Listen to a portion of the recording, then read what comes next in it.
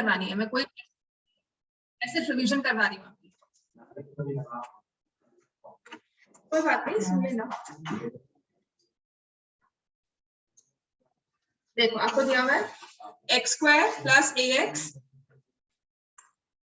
Plus B,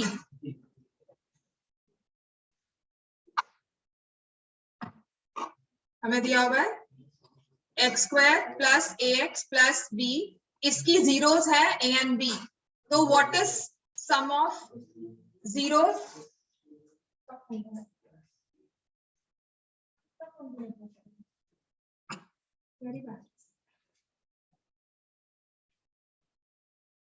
some of zeros A plus B, और अगर आप चेक करोगे यहां से it will be equal to minus A minus coefficient of X by coefficient of X square, ये होता है सम ऑफ जीरोस, और coefficient of the constant term by coefficient of X square, this is product of roots,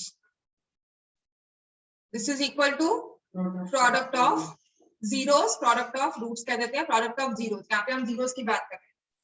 तो ऐसे ही आपका next question, this was question number 1, confusing है कि क्या लिखेंगे, ए एंड बी दिया हुआ है, तो सिंपल आपको सम ऑफ जीरोस कहाँ है निकालने, ठीक हो गया था।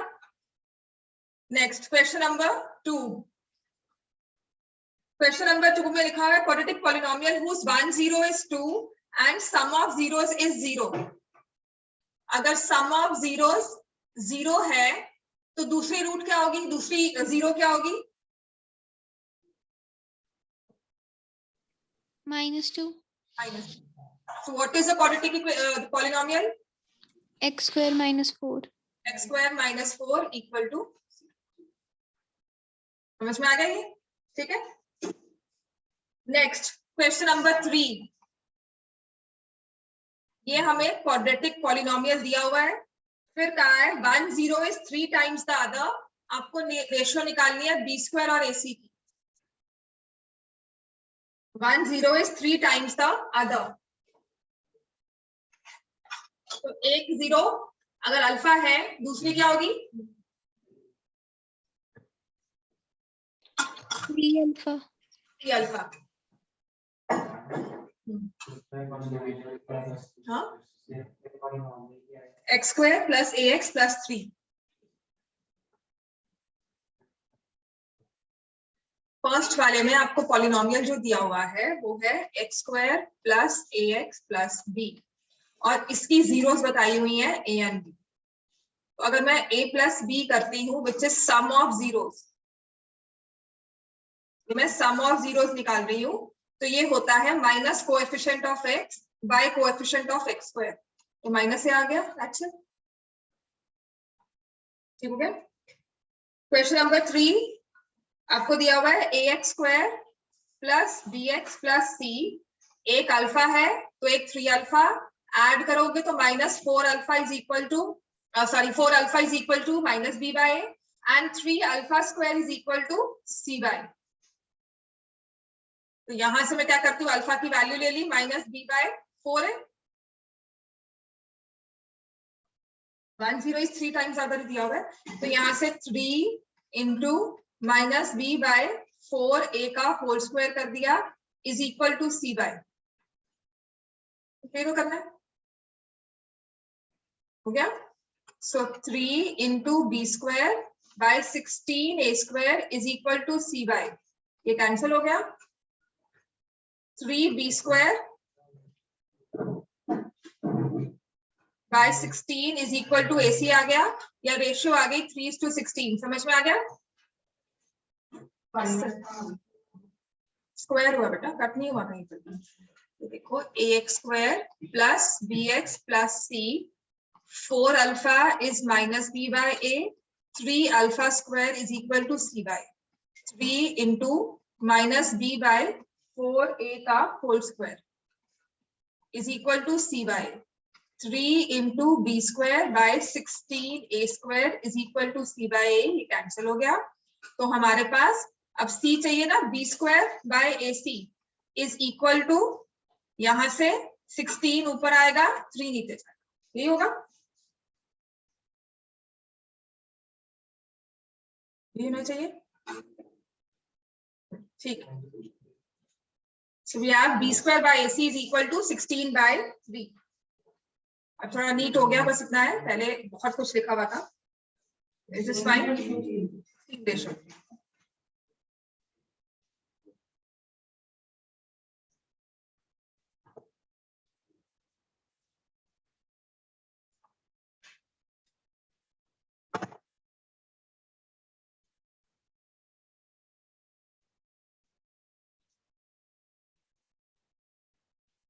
Question number 4.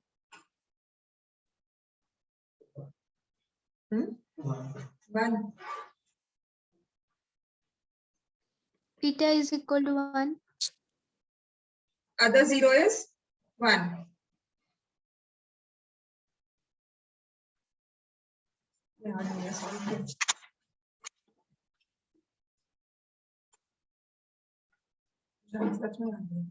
It's 2x square plus kx plus 4. एक 0 इसकी 2 है, हाँ अल्फा 2, हाँ वो 2 है ना। तो इसमें आप क्या करोगे, 2 into 2 square plus k into 2 plus 4 equal to 0, क्योंकि एक 0 2 आ गई। We put the value of x as 2, हमारा पॉलिनोमियल इक्वल टू 0 हो जाएगा। 4 इंटू 2 8, 8 प्लस 4 12, तो k की वैल्यू -6 आ गया, ठीक है कि नहीं? सम ऑफ जीरोस निकालते वैसे ही जल्दी हो जाएगा।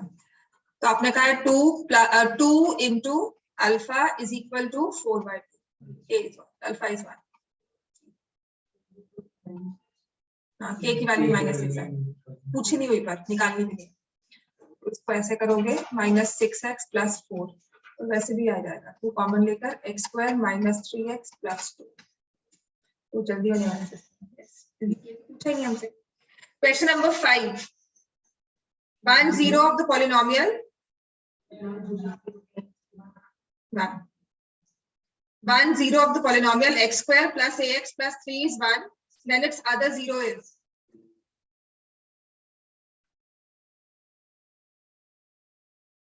question number 6.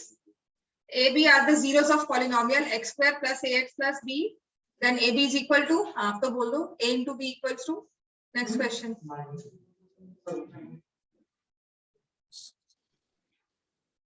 क्वेश्चन नंबर 6 का आंसर क्या होगा? क्वेश्चन 1 कर चुके हो तो B. ठीक है, कुछ नहीं सोचना कि कौन सी इक्वेशन होगी, ऐसा कब होता है हमें नहीं मतलब है उससे। आपको सिर्फ पूछा हुआ है प्रोडक्ट ऑफ जीरोस क्या है, इक्वेशन में कांस्टेंट टर्म b दी हुई है, डायरेक्टली b लिख दिया, ठीक है। Then question number 7. ax² plus bx plus c has equal zeros, then c is equal to. अब एक चीज तो इस पर ध्यान रखने वाली बात है, आपकी जब इक्वल जीरोस होती हैं तब हम क्या करते हैं, एक तो आपने क्वाड्रेटिक अगर याद से किया हो तो हम लिखते हैं discriminant is equal to 0, b² - 4ac is equal to 0, directly answer आ जाएगा अगर वो याद है। अब इसमें कोई हमारी वो बात नहीं होगी कि नहीं मैम ये तो वहां का क्वेश्चन है, ये question sum of zeros product of zeros से भी होता है। Zeros are equal, question number 7 में अल्फा एंड अल्फा, पॉलिनोमियल है ax² plus bx plus c, ठीक है। देन c की वैल्यू, तो सम ऑफ रूट्स आपके पास 2 अल्फा है -b/a और अल्फा स्क्वायर है c/a। अब put the value of alpha square, आपके पास आंसर आ जाएगा, ठीक है। अल्फा की वैल्यू आप क्या पुट करोगे, -b/2, यहाँ पुट किया -b/2a का whole square is equal to c/, तो c की वैल्यू आपके पास आ जाएगी ना,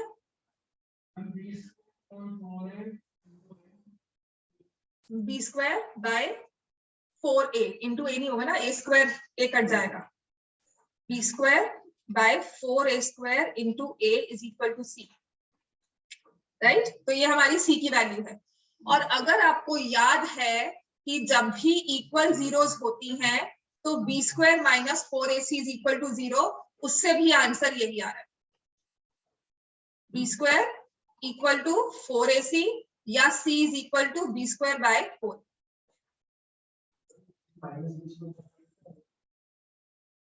c की वैल्यू पूछी है, उसमें c की वैल्यू हमने निकाल ली, माइनस क्यों आएगा, स्क्वायर हुआ है, स्क्वायर हुआ है ना इसीलिए। This is your quadratic equations, अगर हम यूज करते हैं उसे तो डायरेक्टली आंसर आता है, वरना आप स्टेप बाय स्टेप चलोगे आपका sum of zeros product of zero से भी आंसर आएगा। समझ में आ गया?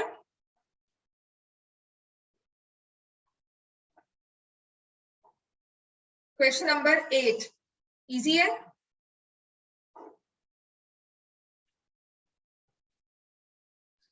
x square minus 4x plus 4. ठीक है, रूहानी क्वेश्चन सॉल्व हो रहे हैं। वासु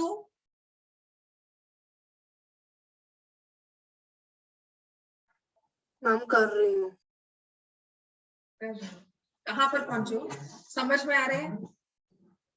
इन क्वेश्चंस में अगर अभी सॉल्व आपसे नहीं हो रहा तो घर जाके एक बार खुद कोशिश जरूर करनी है कि बाद में सॉल्व हो जाए। 10 क्वेश्चन नंबर 9। अच्छा ये नहीं कितने क्वेश्चन है, इसके अलावा भी और क्वेश्चन है, तैयार हो? बहुत क्वेश्चन बेटा, ऐसे ही क्वेश्चन आएंगे, वहां पे पता नहीं क्यों कंफ्यूजिंग हो जाते हैं, या तो बहुत इजी लगते हैं, पेपर में बैठे पता नहीं क्या होता है, इतने कंफ्यूजिंग लगते हैं तब समझ नहीं आता। हर्षदा के बाद ना लिखने पड़ेंगे सारे question. 9th question 10 is x square plus 3x of 3x x square plus 3x plus k is 2. Find the value of k. Minus 10. Thank you. खुद से किया दिखा इसमें? Question number 10। अच्छा ये क्वेश्चन आपको बहुत बार मिल जाएगा। x plus k is a factor. x equal to minus से पुट करोगे, वहां से 2x स्क्वायर कैंसिल हो जाता है, राइट? तो आपका a equal to minus a is equal to 2। हाँ ठीक है, a इक्वल टू 2। जब फैक्टर का होना है, आपके 9th का कॉन्सेप्ट है factor theorem, remainder theorem. x plus a नहीं, लॉन्ग डिवीजन नहीं है, ये फैक्टर है तो इसे इक्वल टू 0 कर दिया। x की वैल्यू आ गई माइनस ए 0 ऑफ द पॉलिनॉम, जो भी आपको दिया। तो जब आपको कह दिया कि ये 0 बन गई यहाँ से, तो आप 2x स्क्वायर और दिया भी क्वाड्रेटिक हुआ है, जो वैलिड है आपके लिए, सिलेबस में है, कहीं से कोई बाहर से नहीं डाला, ठीक है? तो x की वैल्यू माइनस है। सिर्फ एक छोटी सी चीज की वजह से आपको कहें कि क्वेश्चन नहीं आएगा,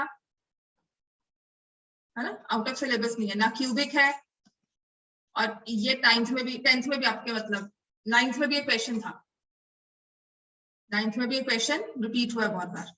तो 5x equal to -10, 5a sorry, तो a इक्वल टू -10।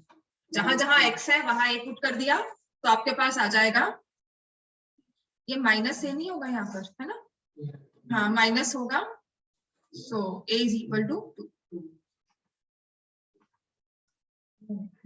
a की value is 2। This is question number 10।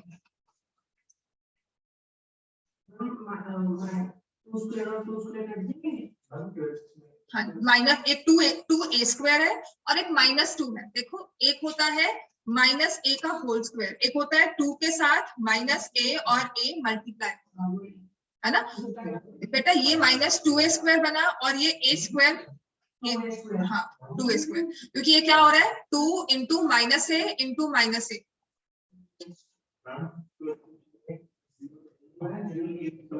3 0 is 3 a 0 of the polynomial.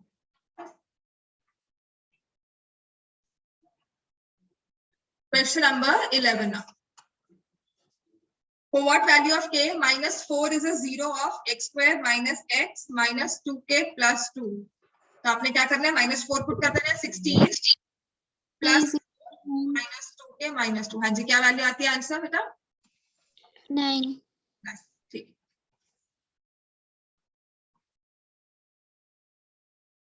ठीक हो गया। क्वेश्चंस ऐसे ही आएंगे, या इसके अलावा आपको दिया है रेसिप्रोकल ऑफ ईच अदर, ऐसी चीजें दी होंगी। बहुत इजी क्वेश्चन, मैंने कहा ऐसे ही क्वेश्चन आएंगे। स्टैंडर्ड में भी यही क्वेश्चन हो सकता है, कंफ्यूजिंग हो सकते हैं, मुश्किल नहीं हो सकते। आपको बैठकर मौके पर कंफ्यूज कर सकते हैं कि अच्छा कुछ और दे दिया। मुश्किल वाले क्वेश्चंस होते हैं कि साइंस बताने हैं, तो उनका भी मैं इजी वे आउट बताऊंगी कैसे आप निकाल सकते हो, ठीक है? रूट्स आर इक्वल, साइंस क्या होंगे इसके, है ना क्वेश्चन सारे वो एग्जाम्पलर के, वो डिफिकल्ट है। क्वेश्चन नंबर 11 हो गया। 12th का answer 3k for what value of k। 12th का answer -21। 2 into 9 plus 3 plus k equal to -21. A is equal to -21. Yes, ma'am. Thank you. 13th.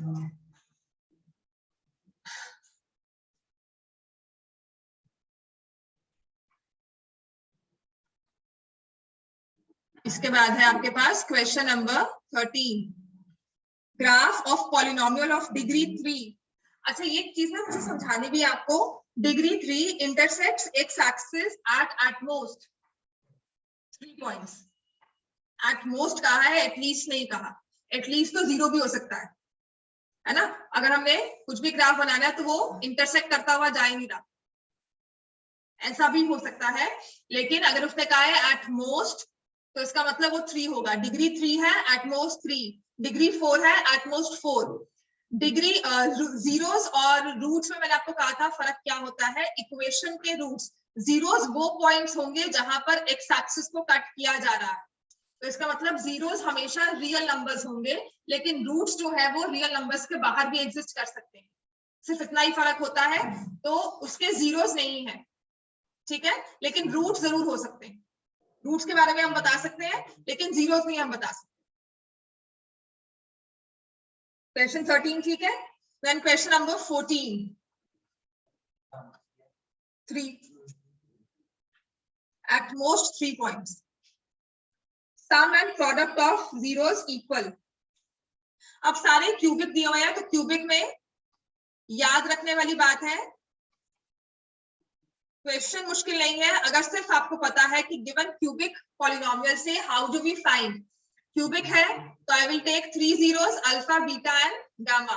तो alpha plus beta plus gamma is equal to minus B by alpha beta, beta gamma, gamma alpha is equal to C by and alpha beta gamma is equal to minus D by. अगर आएगा, अगर कह रही हूँ maximum से maximum cubic का आएगा, इससे ऊपर नहीं आ सकता। इफ पॉसिबल अगर आता है तो मैक्सिमम से मैक्सिमम क्यूबिक का ही आपको पॉलिनोमियल आ सकता है, 4th डिग्री वाला नहीं देंगे। और उसके बाद भी ये चीज आनी एक सिर्फ कवर अप है। आपके पास ऑप्शन होगा, आप छोड़ भी सकते हो, लेकिन अगर आपको हुआ कि नहीं ये इजी है, ये मुझे अटेम्प्ट कर सकता हूं मैं, और इसके अलावा किसी और को छोड़ देते हैं, किसी और क्वेश्चन को मैं छोड़ सकता हूँ जिसपे डाउट है, तो हम ये कर सकते हैं। इसमें सिर्फ आपको कॉन्सेप्ट याद रखना है, सम ऑफ जीरोस, बस यहाँ से जोड़ना माइनस, फिर प्लस, फिर माइनस। तो अभी बताना है आपको, सिर्फ इसमें आपको ये बताना है कि कौन से पॉलिनोमियल में sum of all zeros, product of all zeros same है। सब तीनों क्यूबिक दिए हुए हैं, तो सी बी पार्ट तो नहीं होगा, ए में है, यस, सिर्फ ए पार्ट में है। Sum of zeros and product of zero same, X cube minus X square plus 5x minus 1। तो ये बी वाली टर्म हो गई। Alpha plus beta plus gamma is equal to minus 1 upon minus 1 minus of minus 1। Product, हाँ B में बेटा सम of zeros क्या है, जीरो है और प्रोडक्ट भी जीरो है, बिल्कुल ठीक है, बोथ है। मैं उसको स्क्वायर वाली टर्म समझ लिया, 4 माइनस 4x, ठीक है। एक्स क्यूब माइनस 4x इसमें भी होगा, sum of zeros is 0 and product is also 0, बिल्कुल ठीक है। X cube minus 4x, square देख रहे थे।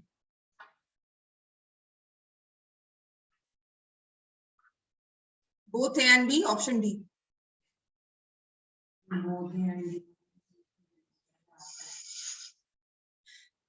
Both A and B, option D mark करोगे।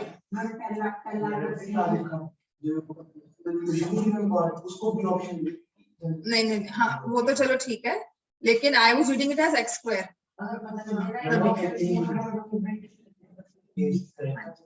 15th क्वेश्चन अगेन क्यूबिक का है, पर क्वेश्चन इजीली सॉल्व होने वाला है। 15th क्वेश्चन वैल्यूज पुट करके देखनी है, ठीक है ना। ये भी अगर कुछ और समझ नहीं आता, हमारे पास टाइम है, तो वैल्यूज पुट करके आप चेक कर सकते हो। आपके पास आई थिंक इसका आंसर होगा 5 वाला होगा इसमें ना, दोनों में 5 वाला, कहीं 3 नहीं हो सकता। Another way to check for zeros is जो आपकी कांस्टेंट टर्म होती है ना उसके फैक्टर्स करो. जैसे यहाँ पे 10 है ना कांस्टेंट टर्म, उसके फैक्टर्स में 1 2 5 3 फैक्टर नहीं होगा तो ये 3 नहीं आ सकता. ए और बी ऑप्शन चांसेस कम है आने के, वैसे चांसेस कम नहीं हो ही नहीं सकता कि आए, क्योंकि कांस्टेंट टर्म जब बनती है, इफ यू रिमेंबर आपके पास ये फॉर्मूला होता है x plus A into X plus B. तो ये आप लिखते हो X square plus A plus B into X plus A B. तो कांस्टेंट टर्म है वो यहाँ इन नंबर्स के प्रोडक्ट से बनती है. तो ये ए और बी अदरवाइज देखा जाए तो क्या बनते हैं, zeros, minus A minus B करके, राइट. तो अगर ऐसे आपने 3 टर्म्स ली है, X plus A, X plus B, X plus C, इसका फॉर्मूला आप लगाओगे X cube plus A plus B plus C into X square, फिर A B B C A C into X plus A B C. तो ये जो ABC होता है इसी के फैक्टर्स में से जीरोस निकलते हैं. तो वो हो सकता है 5/2 हो जाए, 1/2 हो जाए, लेकिन चांसेस कम है कि 3 होगा, बिकॉज 10 का फैक्टर 3 नहीं है. सी ऑप्शन, सी और डी मैंने कहा था होगा एक. ये है x cube minus 4x square minus 7x plus 10. कौन सा?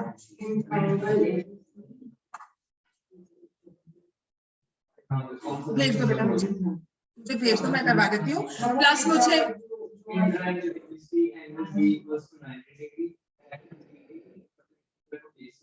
अब मुझे फिगर भेज दो, ठीक है. चलो मैं देखती हूँ. अच्छा मैं देखती हूँ. X cube minus 4x square minus 7x plus 10. देखो दोनों में 5 5 सेम है, तो 5 पुट करके कोई फायदा नहीं है. या 1 पुट करो या -2. सबसे इजी है 1 पुट कर लेना, क्योंकि अगर 1 नहीं हुआ तो -1 तो है ही है. ठीक है, तो 1 -4 -7 प्लस 10. 1 इज अ 0, यस, और 1 इज अ 0. तुम्हारा माइनस सी पार्ट कैसे आया?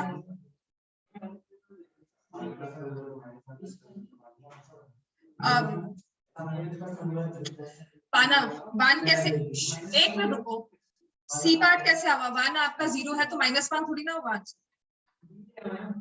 डी पार्ट है ना, हाँ वही मैं कह रही हूँ ना. शायद है, क्यों? कौन सा ऑप्शन मार्क किया आपने? शायद फिर क्यों कह रहे हो? सी नहीं आ रहा तो चेक तो करो.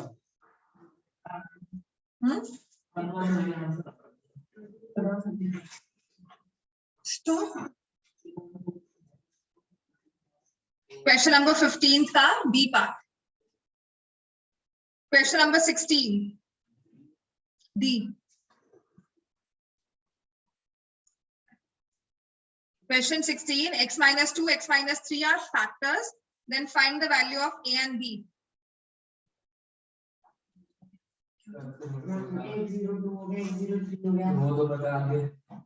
जीरोस का काम क्या होता है? हाँ बिल्कुल, उससे क्या होगा? निकालो. सबसे इजी है, आप अगर इनको मल्टीप्लाई करोगे. सी मैंने कहा था मुश्किल नहीं है. देखो क्वेश्चन क्या है, x माइनस 2 और मैंने अभी फॉर्मूला लिखा है. ये क्या लिखा है मैंने? आपने इन दोनों को मल्टीप्लाई किया, आपका ये पॉलिनोमियल बन जाता है. ठीक है, और इसकी जगह आपको दिया हुआ है X square minus ax plus B.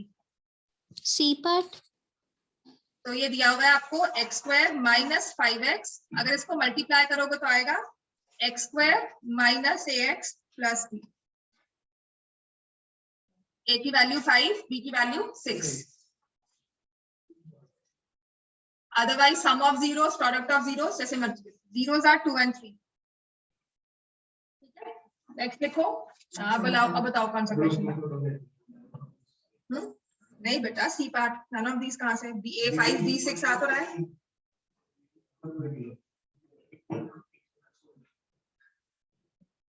ये आपका सैंपल पेपर का क्वेश्चन है ना? हाँ, अब इसमें क्या करना होता है, ये तुम्हारा प्रूव करना है तुम्हें. ए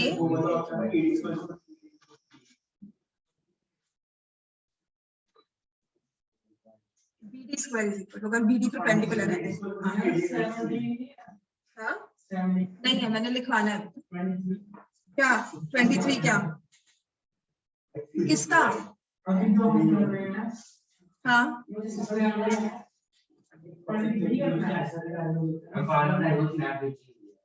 23rd, हाँ दोनों ही करनी है.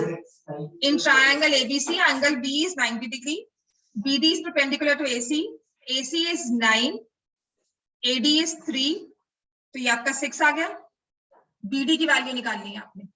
तो BD square is equal to AD into CD. ये डायरेक्ट फॉर्मूला होता है, सिमिलर ट्रायंगल से आता है, जिसमें आप करते हो वैसे करोगे जितना फॉर्मूला पता था, AD इंटू CD होता है. तो ये कैसे हम निकालते हैं?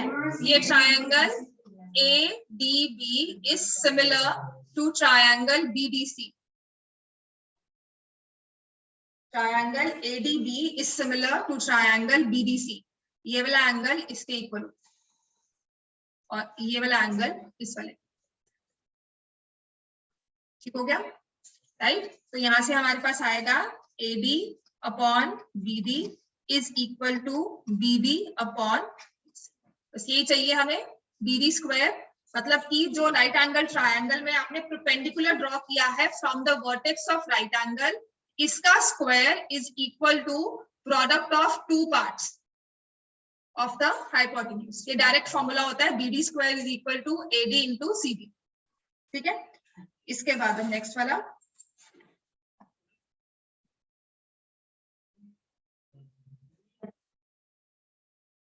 Sum of ages of a father and his son in years is 65, twice the difference of their ages.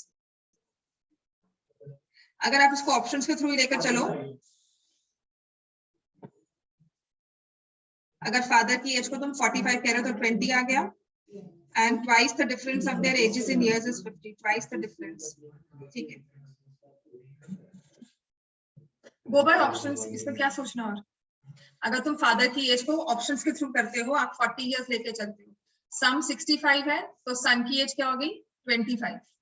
ठीक है, अब उसने कहा है twice the difference of their edges. Difference of their edges is 15. इसका ट्वाइस किया, क्या आया? नहीं मैच किया हमारे आंसर के साथ, हमें 50 चाहिए. नेक्स्ट आपने 45 लिया, ये 20 आ गया. Twice the difference, difference twice करो, माइनस 25. आपके लीनियर इक्वेशंस के सारे क्वेश्चंस बहुत इजीली ऑप्शंस के थ्रू हो जाएंगे. आप पे कोई इक्वेशन मत फॉर्म करने बैठना. नेक्स्ट क्वेश्चन लिखो. For the polynomial x square minus k plus 6 into x plus 2 into 2k minus 1. For this polynomial sum of zeros is half of their product. ये पहले बहुत बार किए होंगे क्वेश्चंस, बस अब मैंने इकट्ठे करवा के आपको लिखवा रही हूँ, सिर्फ इकट्ठे करवा के लिखवा रही हूँ. Sum of zeros is half their product, find the value of k. Sum of zeros is half their product, find the value of k. Ma'am मैंने भी आपको एक क्वेश्चन सेंड किया है. हाँ करवाती हूँ. ये ऐसा क्वेश्चन है जो मैं सच में अवॉइड करती हूँ. कैसे करना चाहिए वो बता देती हूँ.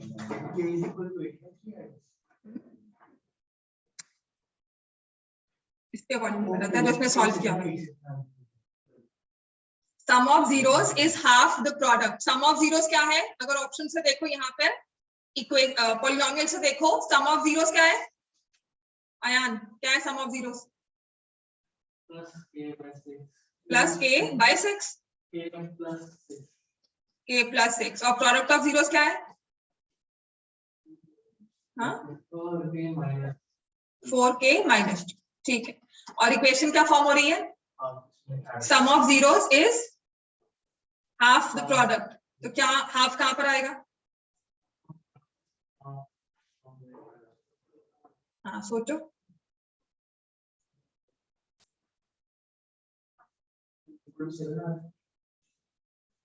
Sum of zeros is half the product. Sum of zeros k plus 6 is half of their product. Of का मतलब क्या होता है मैथ्स में? क्या लेते हो?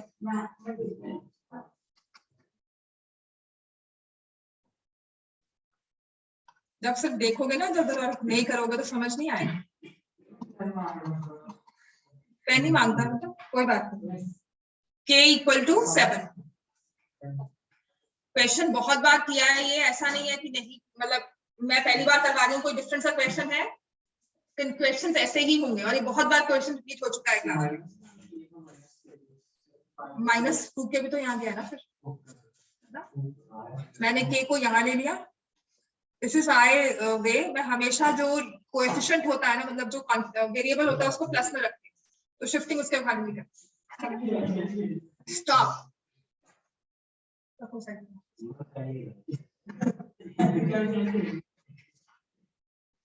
नेक्स्ट क्वेश्चन, ये आपको बताना है the zeros of the given polynomial x² - 3x - m plus 3. The zeros of the given polynomial are, हाँ, इसको करना कैसे है, ठीक है।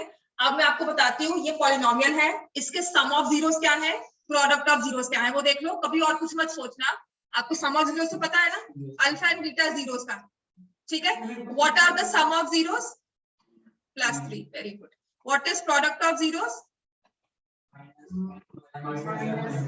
ऑप्शन से देख लो, 2 जीरोस दिए होंगे, किसमें सम आता है +3, किसमें प्रोडक्ट आता है -7 × m + 3, ठीक है। इसके ऑप्शंस लिखो, अब क्या दिया हुआ है आप बताओगे, m + 3, बी पार्ट दिया हुआ है -m + 3। अब इससे इजी विद ऑप्शंस अगर क्वेश्चन होगा तो मैं हमेशा ऐसे सजेस्ट करूंगी, यही करो, ठीक है। हाँ, अदरवाइज आप नहीं सॉल्व, मतलब समझना है तो बहुत टाइम लगेगा, समझाती हूँ, वो भी बहुत इजी है, ये लो, समझ में आ गया।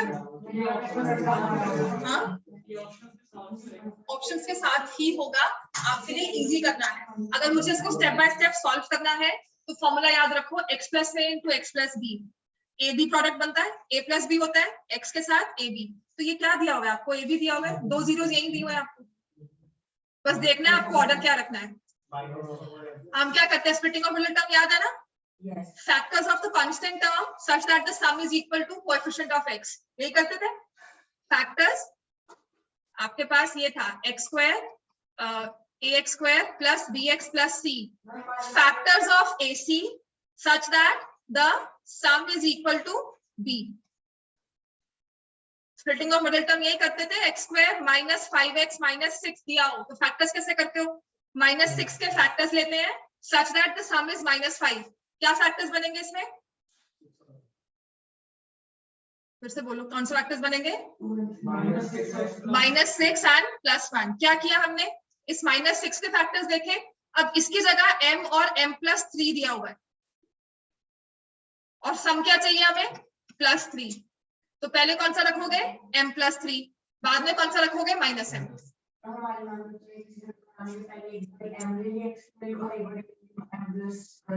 क्यों ली, ऑप्शंस में दी हुई है, वही तो मैं कह रही हूँ कि सम ऑफ जीरोस देख लिया, प्रोडक्ट देख लिया, उसके बाद ऑप्शंस देख लो, अब कैसे, वही तो मैं कह रही हूँ, क्यों m लिया और क्यों m + 3 लिया, तो वो इसलिए लिया, ठीक है। अब मैं आपको कह रही हूँ कि आपने कुछ नहीं करना, अगर इसको मुझे सॉल्व करना है कि नहीं, मुझे I should know the way how to solve it, तो हम क्या करते हैं, स्प्लिटिंग ऑफ मिडिल टर्म का एक मेथड होता है जो हमने बहुत बार किया है और आगे भी चलता रहेगा, तो हमें सिर्फ कांस्टेंट टर्म जो है उसके फैक्टर्स करने होते हैं। कोएफिशिएंट यहाँ पर भी आपका x² का 1 है, यही था ना, x² + 3x, x + 3x - 3x, ठीक है, बिकॉज यही डिसाइड करेगा हमारा फर्स्ट टर्म क्या बनता है, -3x - m × m + 3। आपके पास प्रोडक्ट तो होकर आ ही रहा है, माइनस का मतलब बड़ा जो फैक्टर है उसे आप पहले लिखोगे, तो आप लिखोगे -m + 3 और एक आ जाएगा +m, जिससे आपके पास माइनस आ जाएगा, ठीक हो गया। बड़े वाला फैक्टर यहाँ अगर माइनस है तो इसका मतलब बड़े वाला फैक्टर पहले आता है और m और m + 3 में बड़ा m + 3 होगा, ठीक है, और एक mx, तो ये दो फैक्टर्स आपके पास आ गए, zeros are m + 3 and minus.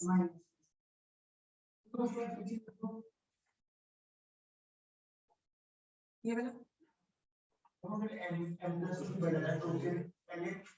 Minus में लिखोगे ना, -m + 3, -m + 3 पूरे के साथ है, ठीक है, और +m, अब इसको आप ओपन करते हो तो -3 आता है, ठीक है।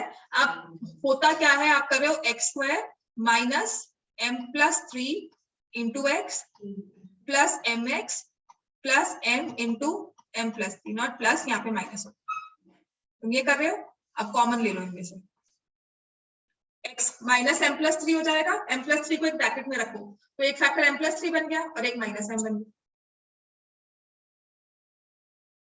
मैं कहा है ना लंबा है, इसमें लिखकर समझ में आएगा स्टेप बाय स्टेप, और 3-4 बार लिखोगे तो आ जाएगा। The easiest is to find the sum and the product, और ऑप्शंस के थ्रू देखो। समझ में आ गया क्या? राइट। वरना इसमें you can apply quadratic formula also to get the answer. हमें और भी टेक्निकल होना है तो क्वाड्रेटिक फॉर्मूला की कुछ नहीं सोचना, हमें स्प्लिटिंग ऑफ मिडिल टर्म तो आ ही नहीं रही है, अप्लाई द क्वाड्रेटिक फॉर्मूला, उससे आंसर आ जाता। ऐसे वाले क्वेश्चंस अगर नहीं समझ में आता तो we always apply quadratic formula. समझ में आ गया? अब मैं एक क्वेश्चन देती हूँ, मुझे करके दिखाओ, चैलेंज है, सिमिलर ट्रायंगल का।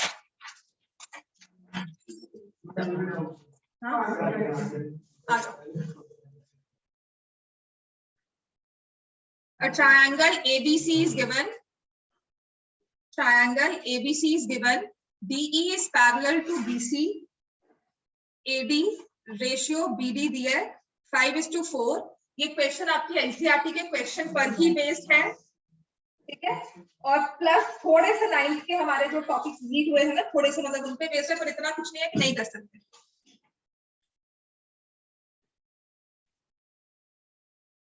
फाइल DE इस पे बनाया, A और B, AB और AC पर पॉइंट्स हैं यहाँ पर, ठीक है। DE is parallel to BC. Nothing is mentioned about D and E. कहाँ पर है मुझे नहीं पता, ठीक है। वैसे भी उसने बता दिया 5:4 की रेशियो, तो मिड पॉइंट नहीं लेना, बस इतनी सी बात है, ठीक है। तो मुझे वो आंसर मत देना कि वो मिड पॉइंट है, वो हाफ है, ऐसा मत देना कुछ। Find DE ratio BC। अब ये DC को हमने ज्वाइन कर दिया और BE को ज्वाइन कर दिया, they intersect at point O। Fine B part है DO ratio BC। C part area of triangle DOE to area of triangle DCE, ठीक है। और D part area of triangle DOE to area of triangle COB।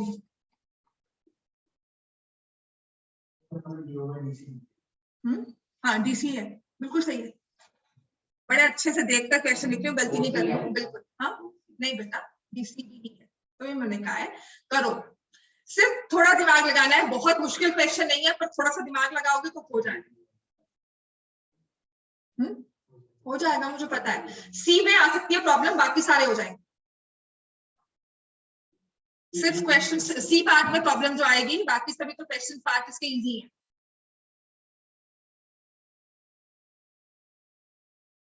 Vasu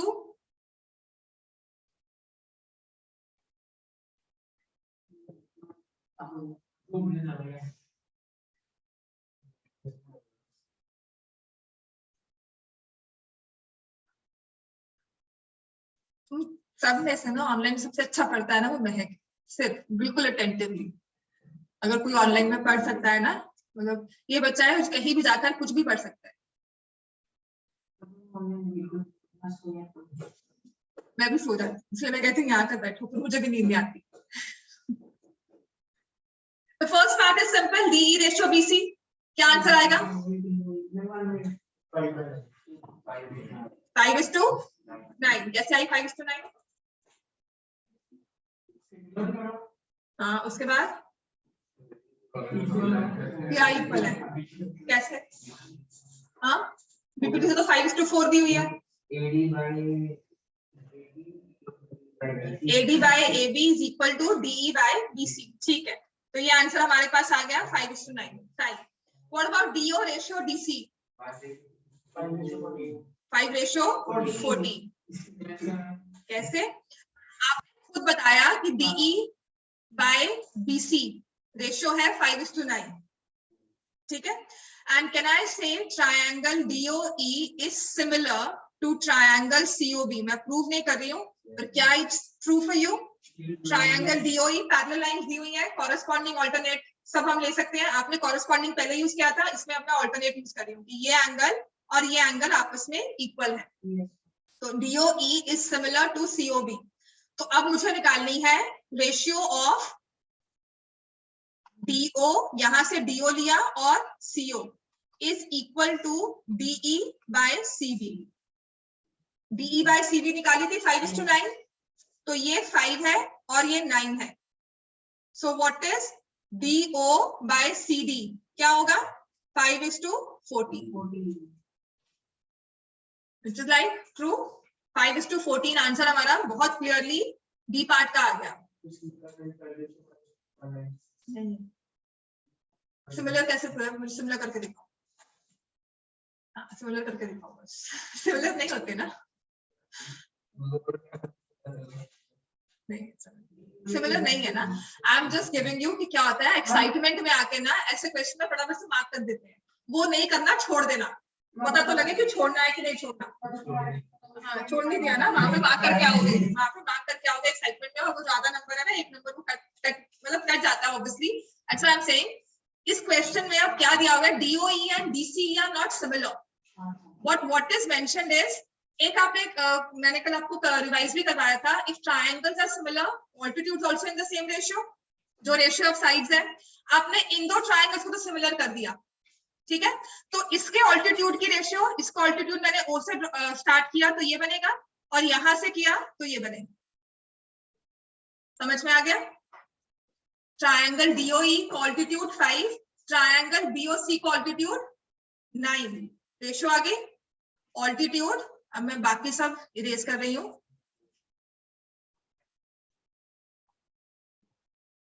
altitude of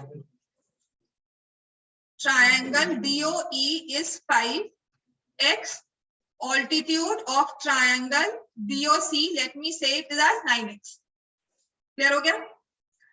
अब can I say distance between parallel lines DE and BC is 14x? DE और BC parallel lines है, इनके बीच का distance 14x है, इनके बीच में distance जो है वो 14 है।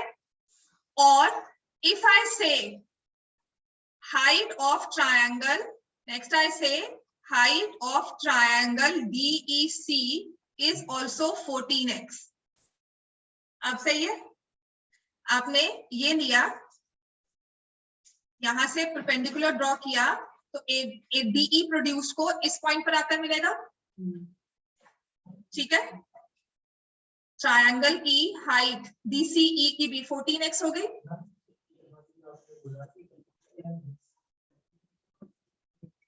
क्या पैरेलल लाइंस है, यहां से परपेंडिकुलर ड्रॉ किया इधर को, और इसी पॉइंट से परपेंडिकुलर ड्रॉ किया, तो क्या ये कोलिनियर पॉइंट्स नहीं होंगे?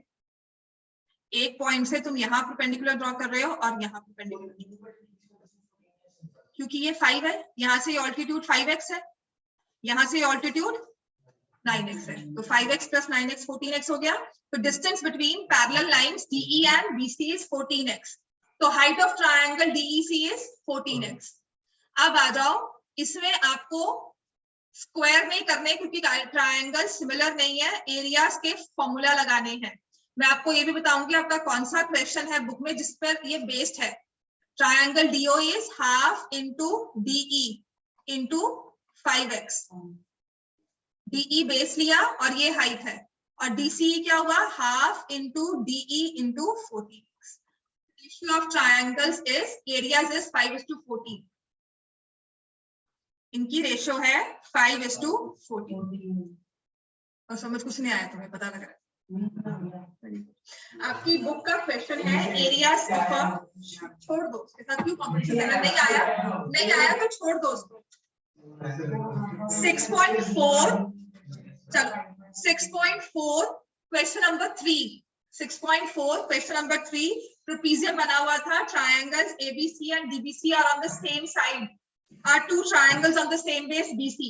उस पर आपने सिमिलर ट्रायंगल्स का फॉर्मूला नहीं लगाया था, उसमें हमने यही कहा था कि इनकी हाइट्स की रेशियो इसके इक्वल होगी, और वही सॉल्व है। क्वेश्चन नंबर 3 है पेज 144 पे, ये क्वेश्चन बिल्कुल उस पे बेस्ड है, जस्ट दैट ये ट्रायंगल में दे दिया था। समझ में आ गया हमें? ये DOE और COB ये तो बता दो, DOE और COB 25:81। अच्छा, और भी बात क्या थी इसमें लिखा हुआ था, जो क्वेश्चन एक्चुअल था उसमें लिखा हुआ था area of triangle COD to area of triangle COB, area of triangle COD to area of triangle COB। तो COD क्या है? COD is a straight line. तो आई अज्यूम कि क्वेश्चन में मिसप्रिंट है, पर अगर ऐसा कुछ होगा तो एक ऑप्शन दिया था नन ऑफ दीज, वो मार्क करना, ठीक है ना, क्योंकि COD ट्रायंगल बनता ही नहीं है। तो अगर ट्रायंगल नहीं है, स्ट्रेट लाइन है, तो इनके एरियाज की हम बात नहीं कर सकते। Can't say none of these, zero ले सकते हो, जीरो ऑप्शन नहीं दिया हुआ था, ठीक है ना, हाँ नन ऑफ दीज, और रेशियो यूजुअली जीरो नहीं होती, ठीक है।